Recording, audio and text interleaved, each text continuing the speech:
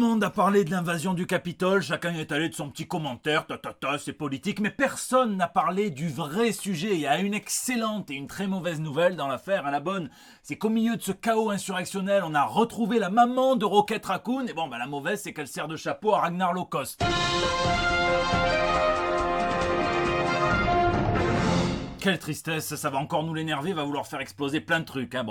Ici votre fidèle commis des comics, vous êtes dans l'émission qui fait le tour de l'actu de l'industrie du comic book et de tous ses dérivés. C'est le 279e JT Comics. Ça me demandait absolument pas comment, mais je suis tombé sur cet article d'Au Féminin.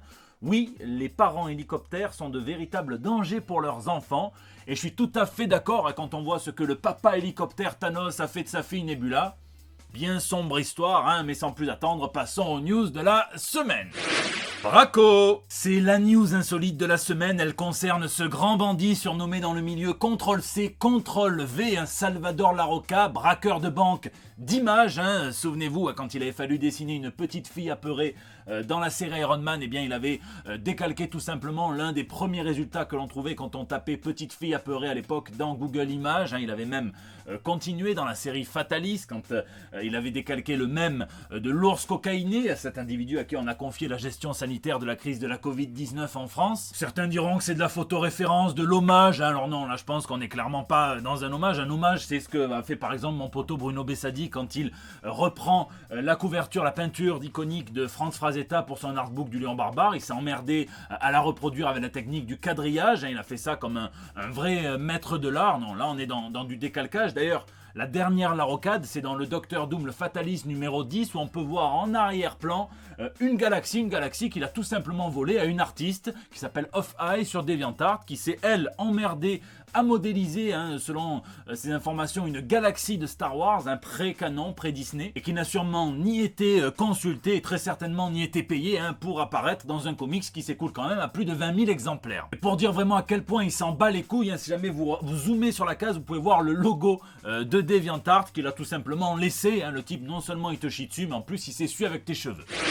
Annulé. L'insurrection au Capitole par un groupe de supporters de Trump persuadés qu'on a volé la victoire à leur leader a permis de remettre entre autres sur la table un débat vieux comme Tante May. De quoi le Punisher est-il le symbole? On a vu tout un tas de symboles. La majorité des supporters portaient des symboles associés à l'extrême droite. On a même vu un t-shirt Camp Auschwitz. Ça c'est clairement pas une collaboration avec Sonia Rykiel. D'ailleurs on était plus Proud Boy que Poor Boy. Et on a aussi vu à plusieurs reprises le logo du Punisher. Et je voudrais pas crâner, mais le Punisher, je m'y connais un petit peu, puisque c'est un de mes anti-héros préférés. J'entends des rumeurs qui m'attristent, selon lesquelles Marvel aurait choisi de discrètement annuler un petit peu le personnage, de le mettre au placard, de le faire disparaître.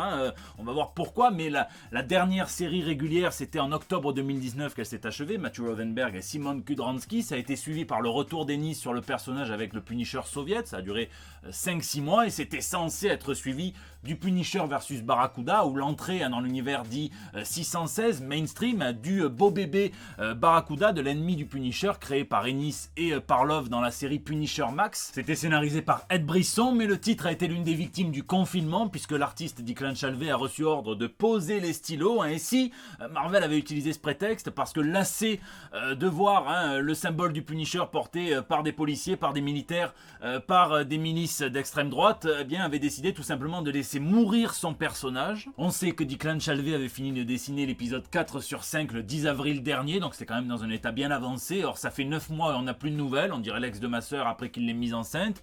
Puis les incidents du Capitole ont poussé plusieurs sites, plusieurs groupes à lancer un appel à Marvel, à les inciter déjà premièrement à prendre des actions juridiques envers tous ceux qui utilisent le logo du Punisher à des fins commerciales et pour qu'ils se retrouvent sur des t-shirts et tout ça. Deuxièmement, à prendre des actions de façon éditoriale sur le personnage. Certains suggèrent qu'il soit totalement refondu, réinventé, sans le crâne. D'autres qu'il soit mis de façon très concrète face à ses actions, pas simplement en faisant dire à Daredevil « Oulala, Franck, tu es quand même un sacré psychopathe, ma couille ». Bon, je pense qu'il faut un petit peu se calmer, parce que je pense que le vrai problème des suprémacistes, des fascistes, c'est qu'ils sont tout à fait calés en grand remplacement, mais que rien ne peut remplacer un vrai graphiste, et ça, il semble en manquer autant que ce qui manque d'empathie. Donc, forcément, ils vont niquer les logos des autres. Et bon, quand tu veux un logo qui inspire la puissance, la terreur, la mort, tu prends plus le logo du Punisher que celui de l'écureuillette. En plus, ils ils ont tellement mauvais goût qu'ils choisissent quasi tout le temps le logo du film de 2003, qui est à mon avis l'un des plus dégueulasses, mais c'est comme ça, hein, quand ils parlent de guerre civile, eh bien au lieu de chercher un code promo sur Pixar Printing et d'imprimer un truc viteuf sur un t-shirt en comics 1MS, non, ils vont voler le logo de Captain America 3, hein, en marquant MAGA au lieu de Marvel, Make America Great Again, mais c'est comme ça, hein. Pareil pour Hitler, en 1919, il y a un type qui lui a offert une Wonderbox plaisir et bien-être hindou, et paf, 1920, il revient avec un nouveau symbole pour son parti. Donc enlevez-leur le crâne et ils choisiront un autre symbole, et méfiez-vous, il y a de fortes chances que ça tombe chez la concurrence et que ça finisse par être Batman, hein.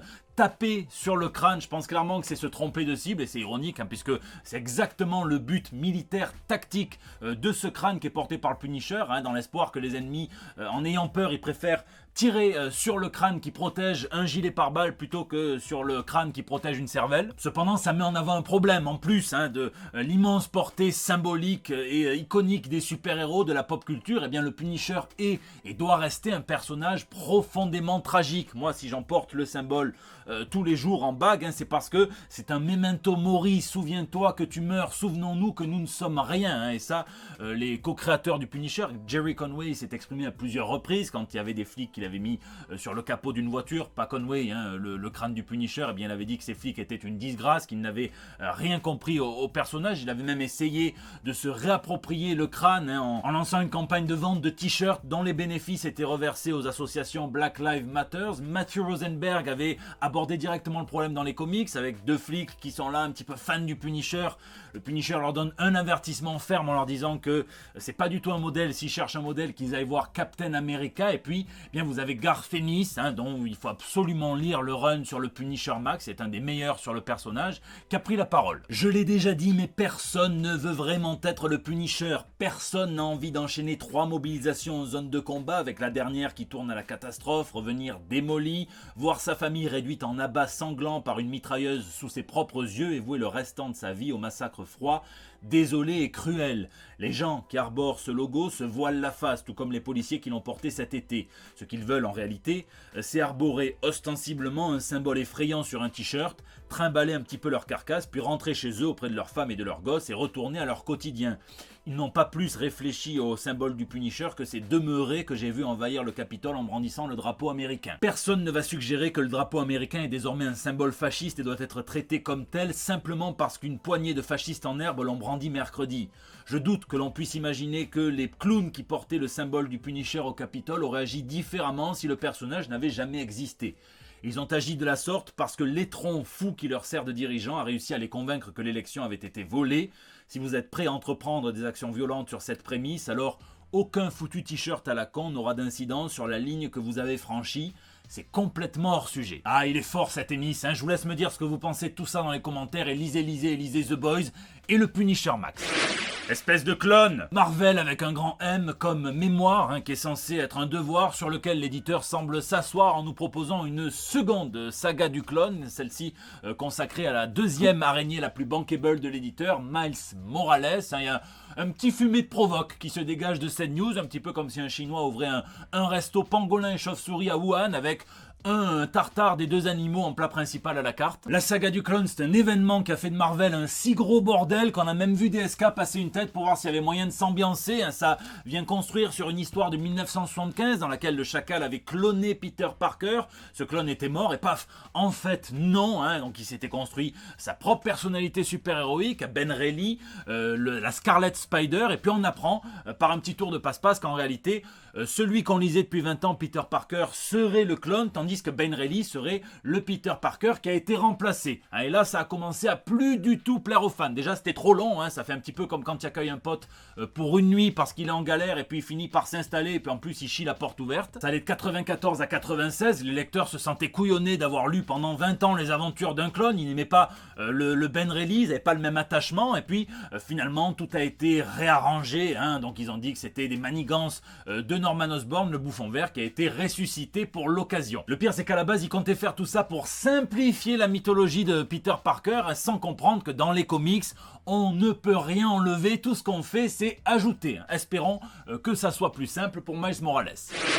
MCU. On ne l'avait pas entendu depuis un petit moment, le grand architecte de l'univers cinématographique Marvel, Kevin Feige, s'est exprimé dans plusieurs journaux pour plusieurs interviews pour faire la promo de la série WandaVision et surtout pour parler du MCU, puisque c'est l'aube de 2021. C'est une année très importante pour Marvel puisqu'il y aura 4 films et 6 séries Marvel Studios. Enfin, il devrait y avoir, puisqu'on a appris que Morbius allait être repoussé, c'est le Sony Universe, mais quand même de 6 ou 7 mois jusqu'en octobre 2021. Donc on peut quand même souligner l'audace de Wonder Woman d'être sortie pour les ciné, au moins aux États-Unis. Tu te souviens des ciné? On a aussi appris que la production du Doctor Strange 2 avait été arrêtée à Londres à cause de la recrudescence des cas de Covid mutants. Voilà, donc il s'est voulu quand même rassurant. Il a dit que tous ces reports auraient été bien plus emmerdants si ça avait été pendant la fin de la phase 3, toute la progression vers Endgame qui était quand même assez millimétrée, mais que là ça va apparemment. Sa plus grosse bombe, c'est que Deadpool rentrera bien dans le Marvel Cinematic Universe et conservera son statut de Rated R.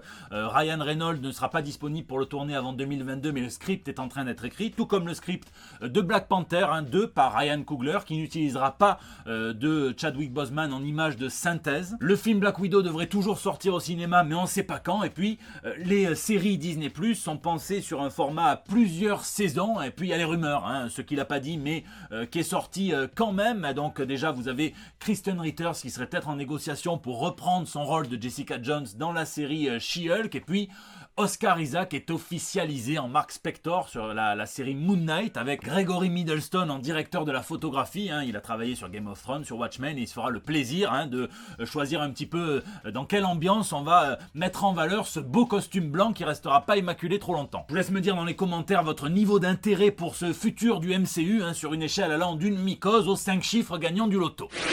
Ligne de Lemire. Le créateur de Black Hammer, Jeff Lemire, a tout balancé dans sa newsletter. Il aurait 2 projets en attente pour le Black Label de chez DC Comics, dont le slogan pourrait être « Ici, c'est DC, on ose tout, sauf le Bad Zizi ». Un des projets sera dessiné par Doug Mahnke et ça concernera un des personnages préférés de Lemire, peut-être Frankenstein, qui sait. Il va également collaborer avec Gabriel Valta, avec Andrea Sorrentino, avec Dustin Nguyen. Il a un projet commun avec Matt Kindt. Il va resserrer l'univers Black Hammer, en n'en faire plus qu'une seule série mensuelle, ça s'appellera Black Hammer Reborn. Et puis il a un projet qu'il va écrire et dessiner lui-même, qui en est au stage vraiment de pré-production, et je vous parle même pas de ses projets d'adaptation télé de Sweet Tooth et de Essex County. Le mec est une machine de guerre. Lisez.